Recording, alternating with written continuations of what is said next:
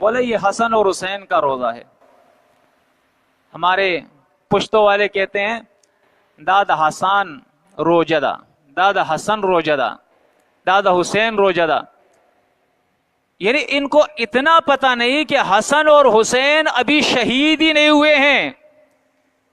آپ صلی اللہ علیہ وسلم اور صحابہ کرام بھی یہ محرم کے روزے رکھتے تھے. یہ محرم کا روزہ اہل کتاب بھی رکھتے تھے.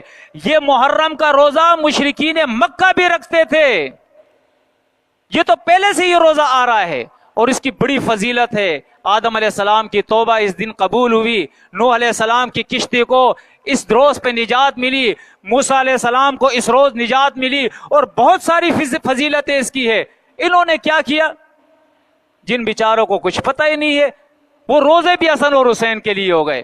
اب روزے بھی حسن اور حسین کے لیے رکھے جاتے ہیں، جبکہ روزہ رکھنا عبادت ہے یا نہیں؟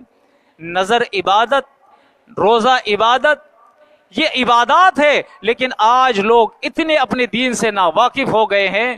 تو التجا ہے، درخواست ہے کہ لوگ اپنے دین کو سمجھے، ضد نہ کرے، مقابلہ نہ کرے، جو حق ہے اس کو مانے، اور آج سے اس بات کا تہیہ کرے کہ انشاءاللہ سمجھ آنے کے بعد اب ہمارے گھر میں کوئی حسن اور حسین کا حلیم نہیں پکے گا، کوئی چچڑیاں نہیں پکے گی، کوئی شربت ہم تقسیم نہیں کریں گے، کوئی حسن اور حسین کی ہم سبیلیں نہیں لگائیں گے.